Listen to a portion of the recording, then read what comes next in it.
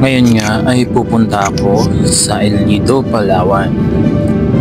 Nagpasya akong sumakay ng eroplano dito sa NAIA Terminal 3. Bibisitahin ko na naman ang aking lola. Napakaganda ng kalangitan at ang siyudad ng Maynila mula sa kataas-taasan.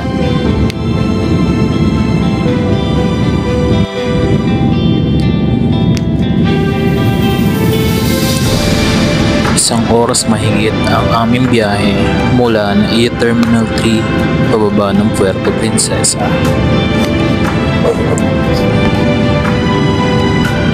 Patuloy kong pinagmamasdan ang Maynila mula sa himpapawid. At ako'y talagang namangha sa ganda ng Kamaynilaan. Kitang-kita ito mula sa itaas. Medyo nakakakaba, pero nakaka-excite pa rin.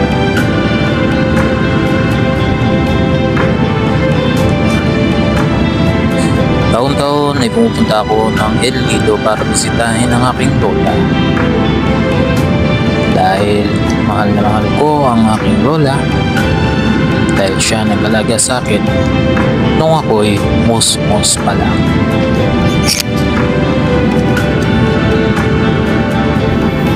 So patuloy pa rin lumilipad ang eroplanong itong sinasakyan ko sa buong himpapawid ng Kalakhang, Maynila.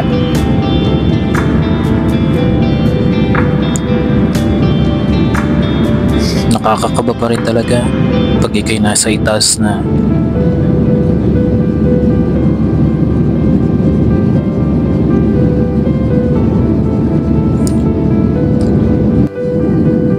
Patuloy kong pinagmamasdan ang mga tanawin mula sa taas. At dito nga ay nakababa na kami at pabiyahe na kami papuntang El Nido. Ito ay maikling documentary lamang ng aking pagpunta dito sa El Nido, Palawan. Sa daang ito, parteng Puerto Princesa, hindi ko malaman kung saang lugar ito, pero ang ulap ay sobrang baba. Hindi ko alam kung bakit at napakalamig dito. Parang ang ako ay nasa Baguio. Sobrang ganda ng daan at ng mga tanawin.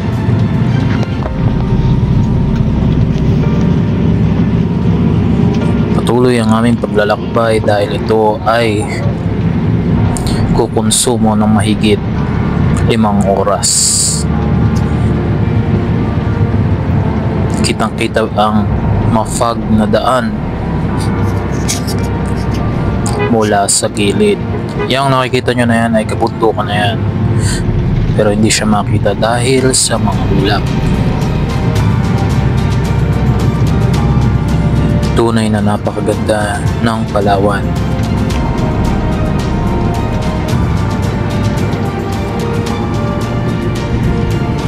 Patuloy na bumabaybay ang van namin patungong El Nido, Palawan, at unti-unting nasisilayan ng araw mula sa kalayuan.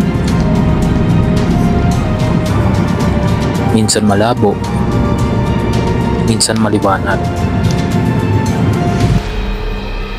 Papaumaga na rin kami nag-stop over sa lugar na ito. Hindi ko alam kung saang lugar ito, pero bahagyat tumigil ang aming van para magpahinga muna. Papasikat na talaga ang araw at napakaganda niya. Kita nyo naman. At unti-unti nakarating na kami ng El Nido. Nandito na nga kami ngayon sa El Nido, Palawan. Nagda-drive na ako ng motorcycle dito. Yung nakikita ang bundok nyo na yan ay dito na yan sa bayan ng El Nido. Papunta na ako ngayon sa bahay ng aking lola.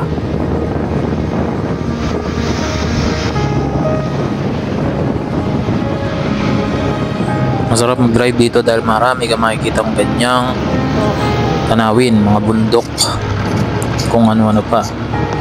Dahil ito ay parang isla na paligiran ng napakalawak na karagatan.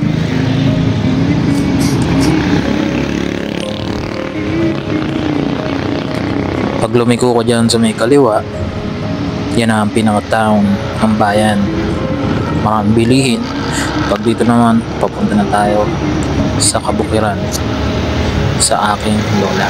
Mahaba-habang baybayin ito, mga 1 oras at kalahati pag minotor. Dito nga pumunta na ako ng karagatan at galing na ako sa aking lola. Pupunta tayo ngayon sa tinatawag nilang Nakpan Beach. Ang Nakpan Beach, mga ka-review, ay isang napakagandang karagatan dito dahil sa pino at napakaputing buhangin ng dagat dito. Ito ang daan papuntang Nakpan Beach. Mga 25 minutes mula sa bahay ng aking lola. So, nandito na nga tayo ngayon sa Nakpan Beach. Papasok na tayo. At ito ang bubungad sa inyo. Puting-puting buhangin. Napakaaliwalas ng dagat. Yan ang Nakpan Twin Beach dito sa El Nido, Palawan. Tunay na napakayaman ng El Nido, Palawan sa mga ganitong kalikasan. Kita nyo ang asul na dagat, puting buhangin, bundok, asul na kalangitan. Talagang 5 in 1. Masarap matulog dito at yun lang ang ginagawa ko talaga dito. Pupunta ako sa dulong bahagi ng lugar na to at matutulog sa baigi ko. Dahil walang katao-tao doon, ako lang mag-isa. Yan ang buhangin dito, sobrang pino. Napakaganda talaga dito. Inyong pagmasdan ang lugar ng Nakpan dito sa El Nido, Palawan. Maraming salamat sa inyong nanood sa aking maikling dokumentaryo papunta dito sa El Nido, Palawan. Huwag niyong kakalimutan mag-like, share, subscribe para updated kayo sa mga ganitong content ko dito sa El Nido, Palawan. Salamat sa inyo.